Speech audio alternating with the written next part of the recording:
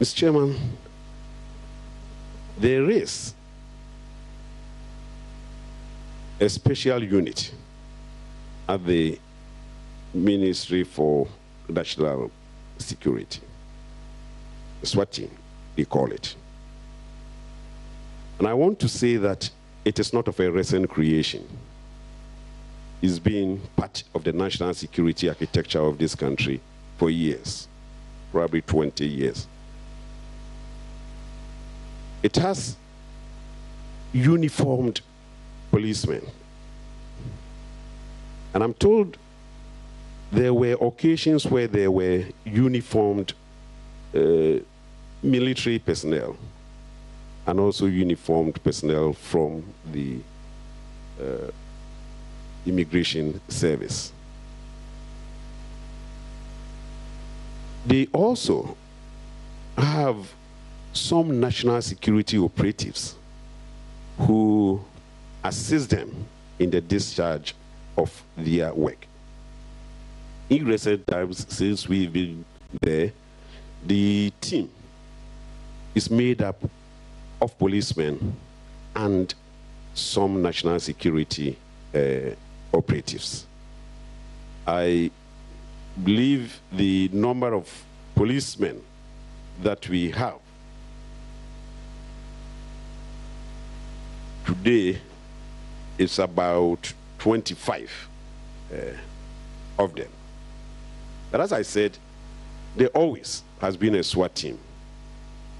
The national security operatives who support them, who help them, are part of the national security operatives, informants that we normally employ. We have about 1,000 such operatives in the country, and they are deployed all over the country. They do some guard duties, essentially. And you will find that if you go to most of our installations, there will be some guards there. They are part of the national security operatives. There are some at the harbors, there are some at the airports, there are some at the various government offices. As I said, in all, we have 1,000 such operatives deployed all over the country. Mr. Chairman, about 100 of them are based at the National Security Headquarters. And they normally assist the police team, the SWAT team, as we call them, on patrol duties. And they also help the police to provide rapid response to security challenges. These 100 people will normally join the police to undertake patrol duties in the night and in the day if the need arises.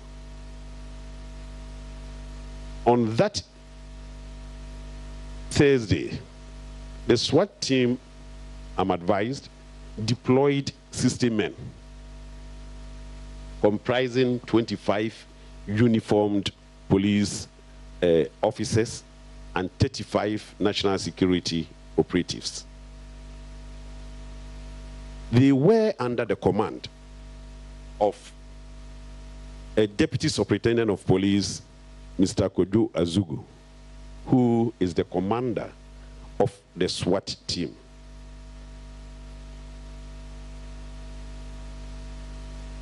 Honorable Chairman, as per our standard practices, the national security operatives are not allowed to hold weapons during operations.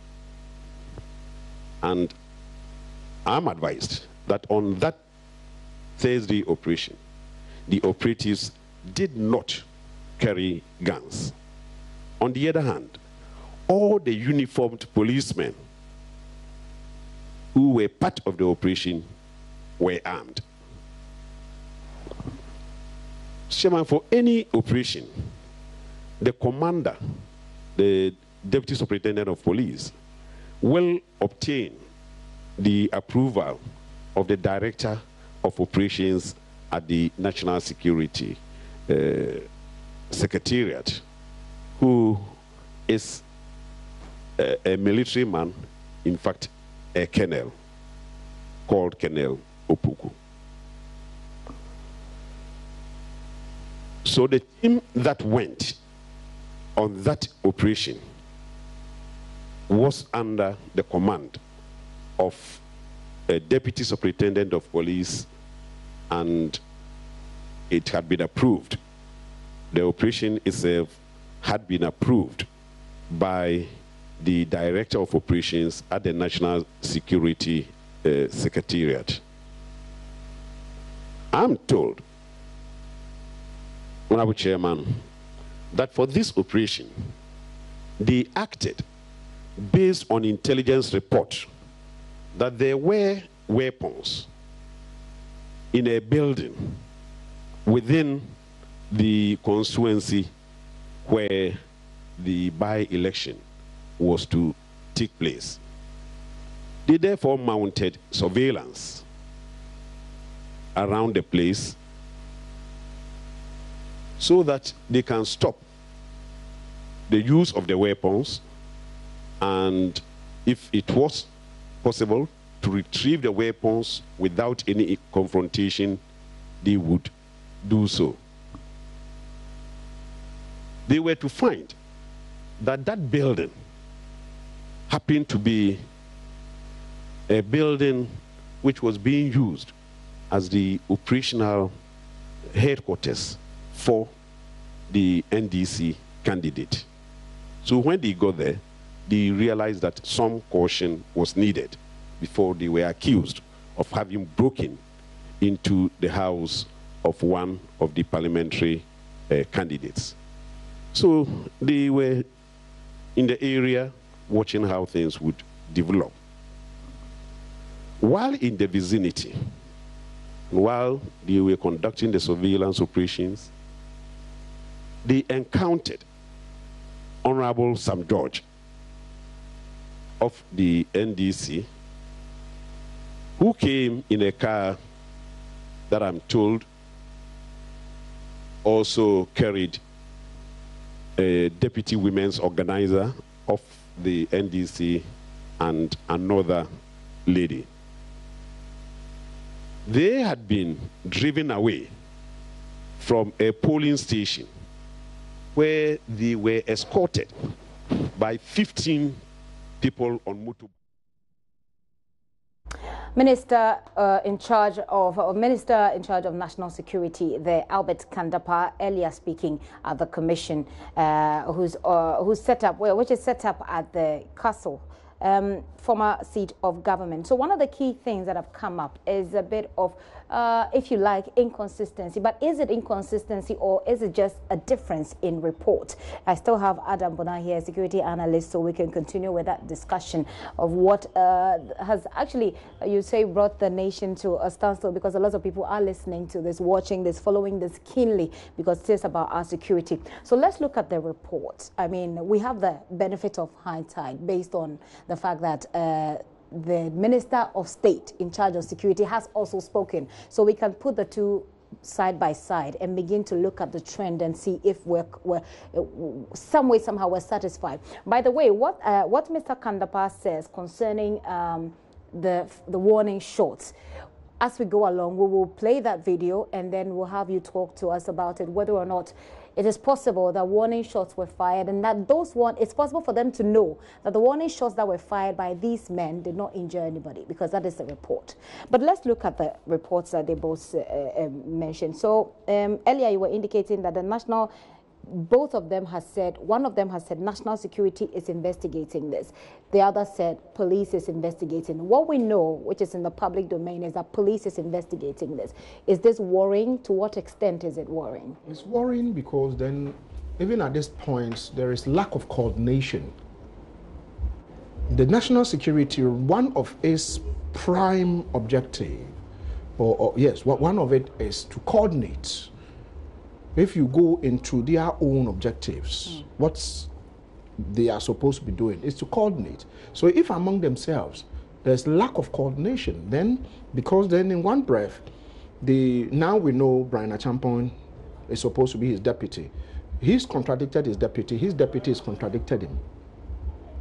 That is worried. It means that there's lack of coordination among the two of them. So that is the spillover is what we saw as Ayawa's West Wogo. So it's possible that one person has issued a directive or there is some kind of operation going on, but it is not an institutional operation. Exactly. It's checkered operations going on here and there. And like you're saying, the spillover is what we're seeing here. Is the commission and the exercise that it's embarking on now the antidote to this problem? I think it is, because you can see how embarrassingly we have some of our states, some of our leaders contradicting themselves. For me, I think a lot of lessons would be learned. A lot of lessons would be learned. If you look at the former Inspector General of Police, he had to educate Brian Achampong on their limits and how things must be done.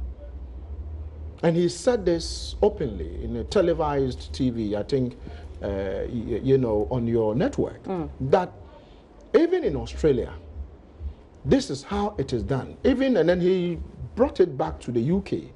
I mean, the SAS, that is the dreaded, what do you call it, SWAT team.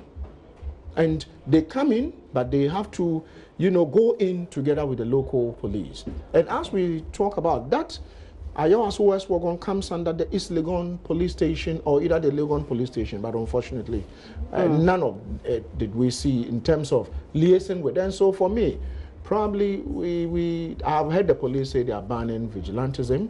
So probably we have a former vigilante group within the National Security Secretariat that must be banned.